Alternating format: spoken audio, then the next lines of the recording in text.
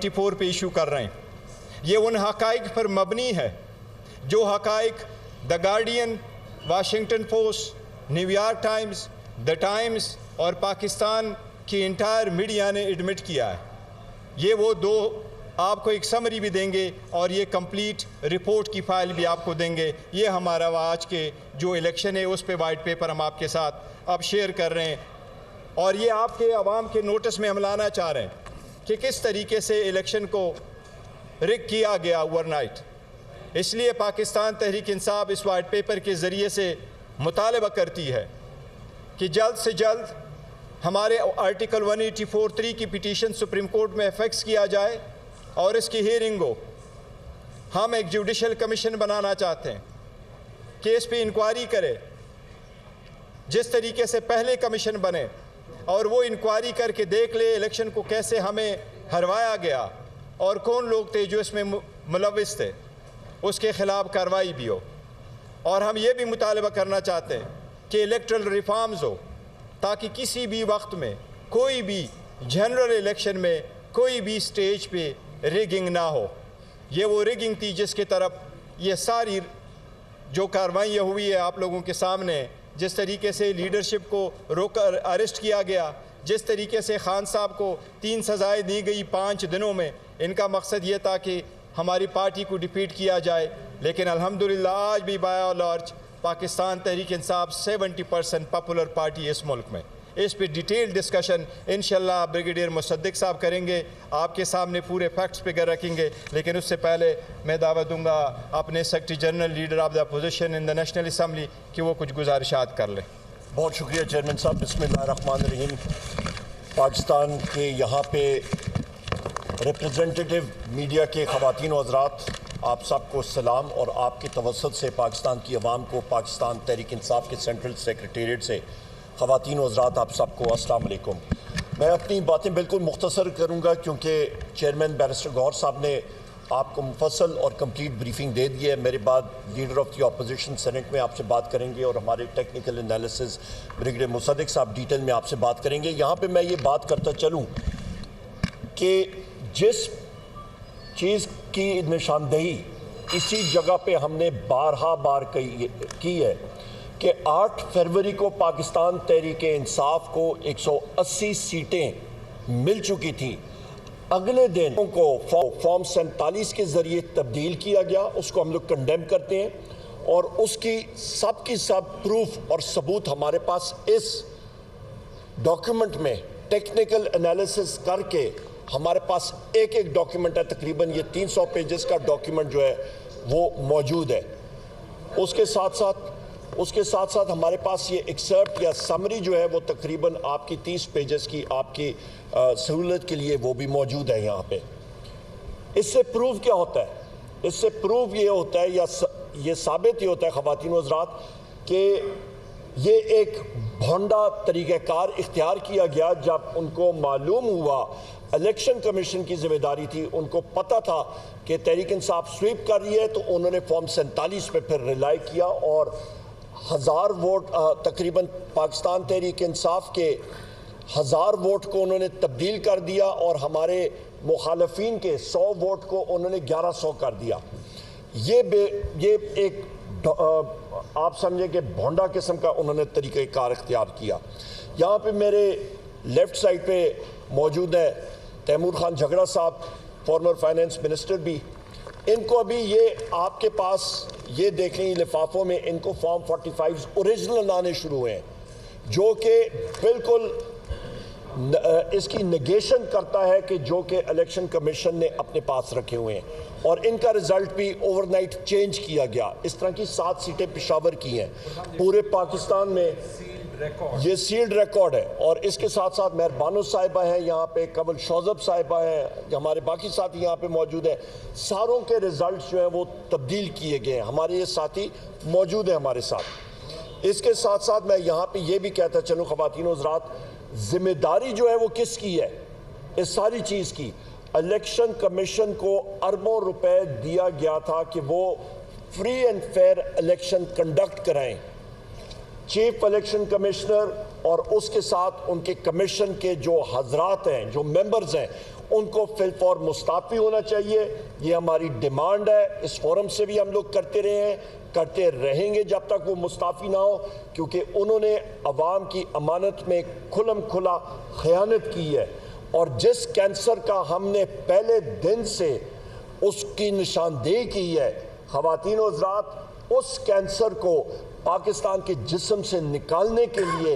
ضروری ہے کہ صحیح طریقے سے کیمو تھراپی یا پھر ریڈیوگرافی ہونی چاہیے کہ اس کینسر کو ہم لوگ اپنے اندر سے ختم کریں, کیونکہ یہ کینسر پھیلے گا ملک میں, خدا نخواستہ آگے انتشار ہی پھیلے گا اور کچھ نہیں ہوگا, کیونکہ لوگ الیکشن پروسیس میں یقین ہی چھوڑ رہے ہیں. اور آخر میں یہ صرف بات کروں گا اور پھر شبلی فراز صاحب بات کریں گے کہ بیرسٹر گور صاحب اور میں ہم لوگ پنجاب کی مختلف بائی الیکشن میں بھی موجود تھے, اور جس طرح وہاں پہ میں ایک بار پھر بات کرتا چلوں کہ آپ کے 4 میڈیا کے لوگوں کو تشدد کیا گیا جس کی ہم نے نشاندہی کی, اور وہاں پہ پولیس کی وردی میں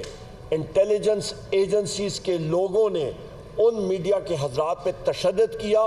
پولیس نے برملا کہا کہ یہ پولیس کی وردی میں انٹیلیجنس کے لوگ ہیں. پاکستان میں 5 انٹیلیجنس ایجنسیز آپریٹ کر رہی ہیں. ہم لوگ ڈیمانڈ کرتے ہیں کہ ان کی نشاندہی ہونی چاہیے تھی. وہ کون سے ایجنسیز کے لوگ ہیں؟ کیا وہ فیلڈ انٹیلیجنس یونٹ کے تھے, انٹیلیجنس بیورو کے تھے, اسپیشل برانچ کے تھے, ملٹری انٹیلیجنس کے تھے, انٹر سروسز انٹیلیجنس کے تھے؟ صاف ستھری انویسٹیگیشن ہونی چاہیے اور ان کے سربراہان کو سامنے آنا چاہیے, یا ان کے ایجنٹس اور آپریٹیوز ملوث تھے آر او کے دفتر کو سیل کرنے میں اور باقی جگہوں میں انٹرفیئر کرنے کے لیے, جس طرح کے ججز نے لکھا ہے کہ انٹیلیجنس ایجنسیز کے لوگ ان کو زد و کوب کرنے میں, ان پہ تشدد کرنے میں, ان کے رشتہ داروں پہ. تو لہٰذا یہاں پہ بھی فری اینڈ فیئر انویسٹیگیشن ہونی چاہیے اور ان کے سربراہان کو قوم سے معافی مانگنی چاہیے اور ان آپریٹیوز کو کیفر کردار تک پہنچانا چاہیے. بہت شکریہ. اوور ٹو شبلی فراز صاحب. بہت بہت شکریہ جی. سب سے پہلے آپ سب کو سلام. بڑے عرصے بعد آپ سے ملاقات ہو رہی ہے. دیکھیں, پاکستان کی تاریخ میں ایک ایسا آرگومنٹ دیا جاتا ہے کہ عام طور پر کہ پاکستان میں ہمیشہ ریگنگ ہوئی ہے, پاکستان میں ہمیشہ الیکشن اسی طرح کے ہوئے ہیں, ہمیشہ کوئی نہ کوئی اعتراض اٹھاتا ہے. لیکن جو اس دفعہ کے الیکشنز ہوئے ہیں, اگر ان کو ہم الیکشنز کہہ سکیں, وہ بنیادی طور پہ ایک بڑا لمبا پروگرام تھا جو کہ شروع ہوا جب کہ پاکستان تحریک انصاف نے نیشنل اسمبلی سے استعفے دے کر اور باہر چلے گئے. تو جو پہلے قوانین جن کو ریپیل کیا گیا